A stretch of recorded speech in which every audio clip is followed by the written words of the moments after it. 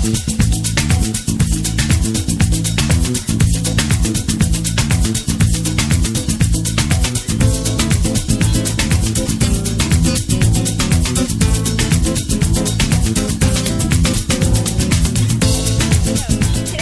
It Up, we are with Michael Lebner. We're very lucky to have him on as a guest. And I'm going to start by asking you, where did you grow up, Michael? I grew up in Montreal, Canada, and I ended up going to graduate school here in Boston. And then one thing led to the other, and I just stayed. So that's how I ended up here. And when you were a kid, did you think that one day I'm going to be an entrepreneur, inventor? I didn't think that, but I was always very creative. I was always coming up with ideas, new ways to do things. My brother sometimes used to say he has a new way of doing it, you know. So I never thought of it as being an inventor, but later in life, that's what it turned out to be. So you were a mini engineer when you were young? Yes. Yeah. So give us an example of something you did when you were little. I would write music, and I thought that was pretty creative. Yeah. And I think I learned a lot of it from my father, who I would follow around, and he would do gardening and plumbing and minor electrical things, and I just learned all of these different skills and skills that all translate into different areas.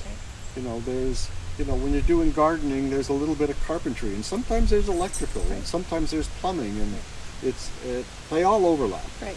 You know, so sometimes you need to have a good cross section of skills to apply one to another. That's a great way of saying it. And how would you describe what you do today? If I had to ask you, what would you call yourself? How would you? I basically am an inventor, and the current project I'm working on is a resolution of probably the most serious problem in surgery today. And the solution came to me when I learned what they do from a simple plumbing application in terms of how plumbers join pipes together, and applied some of the technology that they use to how you join your colon after you have a resection. Wow, that's pretty serious stuff. It's serious stuff, but the solution is surprisingly simple, and it works. Are you allowed to talk about it and tell us how it works? I can't tell you how it works, but it's basically because the patents are not approved, although they're filed. But basically, it addresses the most complicated, the most costly, and the surgeries that cause the most deaths, which I saw over and over again in skin closure from infections. They also have the highest infection rates. And it was like all the infection rates have like a 2% infection rate, except for maybe colorectal surgery. It has 18% infections. Why? What's so different about those kind of surgeries? And after speaking to a number of surgeons and finding out what they do now, it's like, why do they do it that way? Why don't they simply do this? You know, and it's basically an application of a plumbing technique to change the major problem in these kind of surgeries, which is leakage. They leak, you know, and they're always trying to stop the leaks, because what's in the intestines is not good stuff to get into the body cavity. Right. So excellent. So that's sort of what I'm doing now. That's very cool. And so this is your latest in a long line of other inventions. Yeah, there have been others.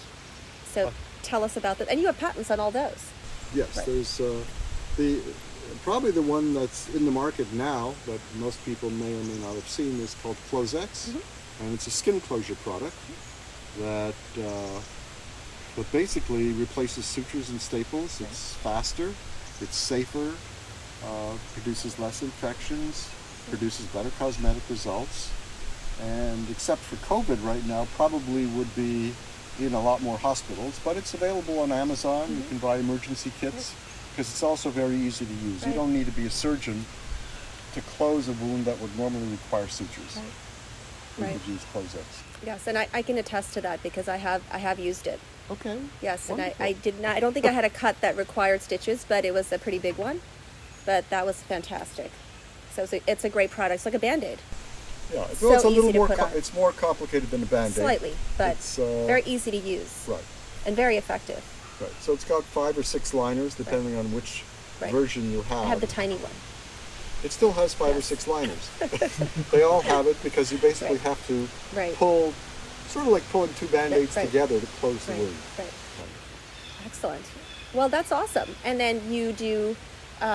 You've built houses, I've done, yes, Right. I built one 3 doors over. right? And you And- saw that house coming up the street. And you are an amazing gardener. You put in a koi pond, Yeah. several koi ponds, I should Yes. say. Right. Yeah.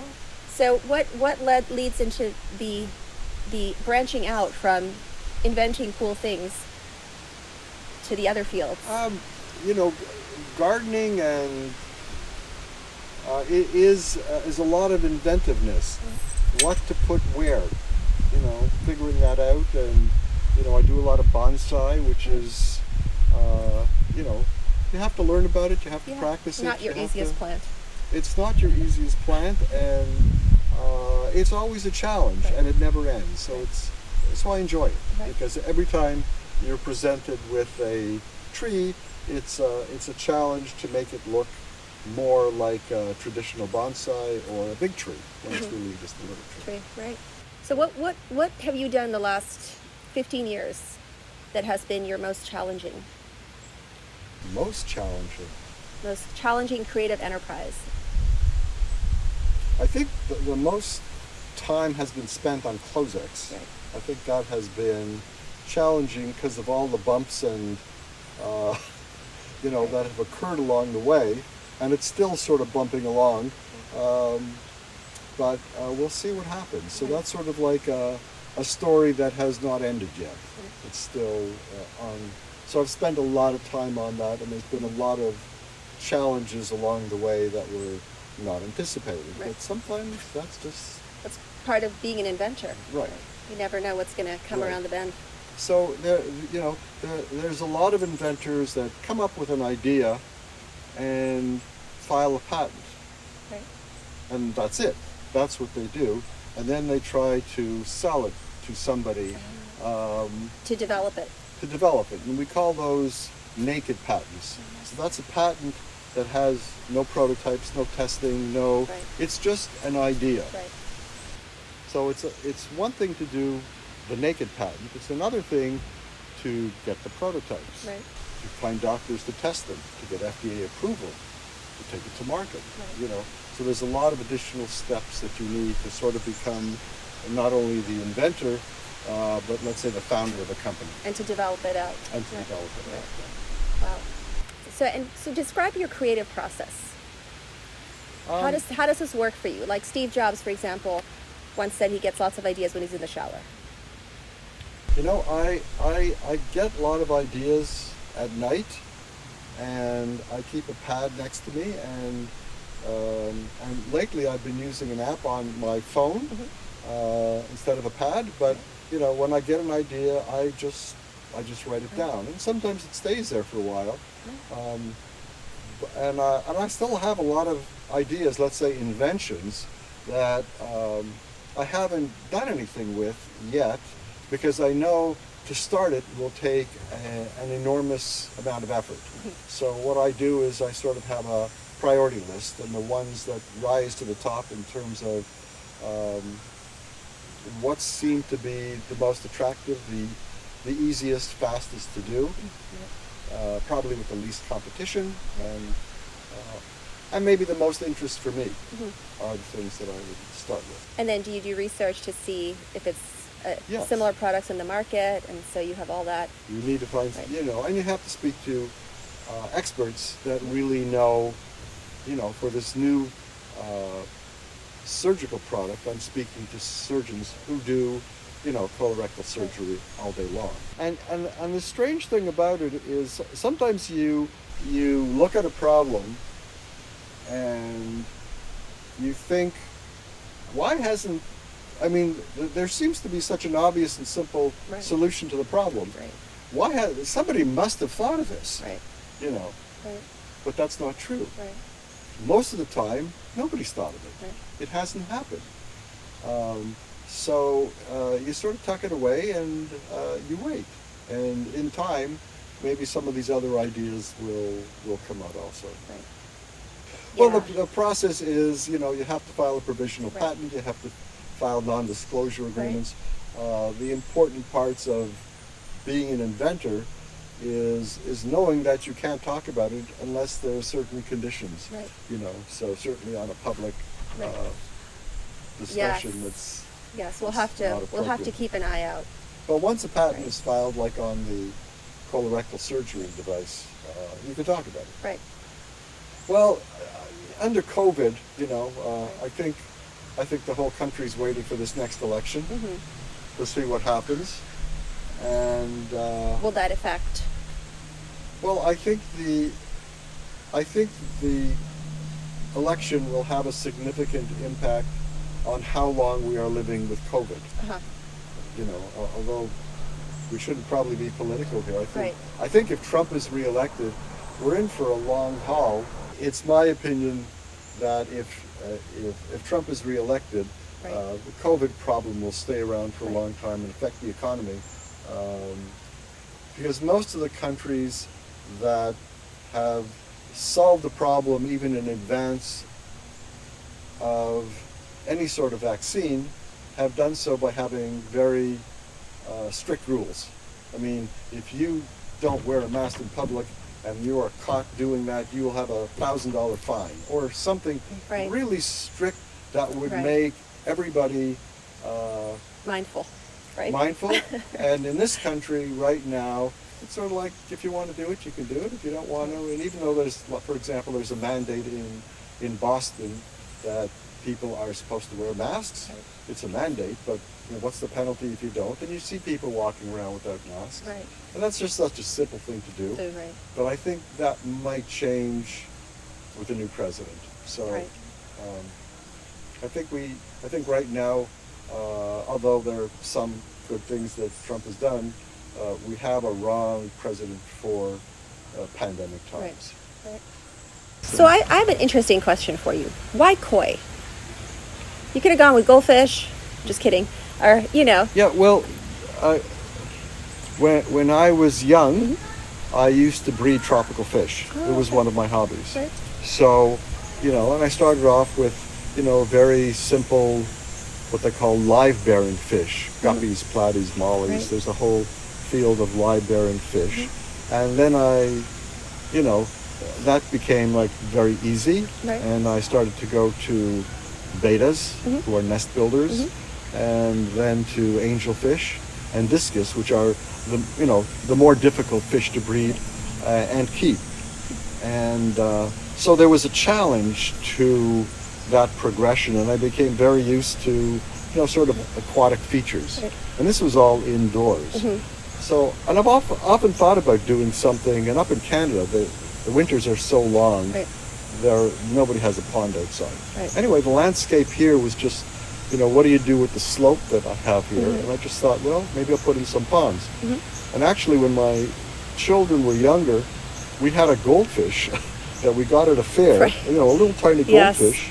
And at one point, he was like Right. this big. Yeah. And he was living in a 10-gallon tank, and we were like, oh, this Yes. poor goldfish. Yeah, they adjust. Apparently, their size adjusts to the tank that they're in. Well, So every this one time you didn't. upgrade the tank, it just kept growing. Right. It just kept growing because Right. it was never in a big tank. Right. Anyway, so I built Right. these, and eventually that Right. goldfish ended up in the pond. In the pond. Yeah. Yeah, With the koi. Originally, in the first year, I did a test with Oh, I goldfish because see. I didn't know Right. if this would work. And right. koi can be expensive, and Right. I wanted to make sure they would live. So Are I they started off picky with, fish like the koi, or do they need a lot of requirements? No, they don't. They're very, very, if you have a lot of them, and most of the time you want to put in more than would naturally occur, that could feed themselves, so you have to feed them, Right. and you have to have a filtration system to Right. keep the water clean. Clean. Right. But koi are much more of a challenge, and much more interesting, and they grow bigger. Right. And if you have a big pond, if you can Right. get some fish that are 2 feet long, Right. it's Right. I don't know. It just seemed like That's a giant koi. So I started the koi ponds, and it's been great. And how did you choose your fish? Did you do them by color, or like there's quite a variety? Right. So what I learned is that the koi all have specific names based on the color pattern. Right. And it was interesting because a lot of people that I met that are that have koi ponds, they don't know the names of the koi. They just have koi, but they don't really know that this one is a kohaku and this one is a senki, shiroitsuri. Mabuki. They all have different names, and there isn't that many. I mean, there's 30 names of the different patterns. And then within each pattern, there's certain features that you want to have in the fish to make it a better fish. So, it's like if you have a kohaku, which is probably the most popular, it's a red and white koi. But you want it to have a white nose, and you don't want it to have any black. If your red and white fish gets a couple of black spots on it, then you're done. You're done. Got to get another fish. But if it gets enough black spots, it becomes a senki. As long as the spots aren't on the head, because the senki doesn't have any black on the head, although it could have black spots elsewhere. Right. So there's this whole liturgy of what makes a good koi. Right. So I generally buy them very small because the patterns don't change very much. On some they do. Yeah. But you can identify in a very small koi what the likelihood is that it will grow large as a nice koi. Right. So I buy them when they're really small. Yeah. I put them in the baby pond, and then a year or two later, when they get to be 8-10 inches, I put them in the big pond. And do you have a favorite color? Do you have a favorite pattern? Not really. I like the fact that there are so many colors and so many different patterns, and I generally keep them. Although, if I was ever going to breed them, which I've thought about, you want to breed the same species together. So if you're breeding a yellow Yamabuki, you would want to have several of those yellow ones, because if you do a red one and a yellow one, who knows what you can get. Who knows? So, that'll be interesting. Yeah. So the breeding cycle, I learned from guppies, which is, one of the most common, because they have very vivid colors, and you can plan in advance based on the male and the female you pick, what you're going to end up with for babies, and what they will look like when they grow up. Right. I like the cream colored fish that has the sort of grayish white and then some red and black mixed to it. Kind of reminds me of Japanese pottery. It's like that very abstract, almost Jackson Pollock, but it's the color combinations are super pretty. I don't know what's the name for that one. I think you have one in your pond. It's a kind of a cream background. That's super pretty. There's a few of them. Quite a few of them that have that color combination. Right. So that generally sounds more like a senki, which is white or cream color with black spots and a red pattern. And so it's really a 3-color fish. Nice. Excellent. Well, anything else you want to share with us, Michael? No, I'm just here to... Predictions for the future of inventors. There's always a place for inventors. There's new ideas. So you're just getting started. I don't know if I'm getting started. Time will tell. How many patents do you have already? You have quite a few. Over 100. Over 100. So you're just getting started. It's a lot more where that came from. I don't know. Most of the patents that I have are all centered around Closex at the moment. Right. And I have a few new ones. Right. Excellent. So. Well, how exciting. Thank you so much for sharing. You're very welcome. This has been so fun. Okay. Great. Thanks. We're good? Very good.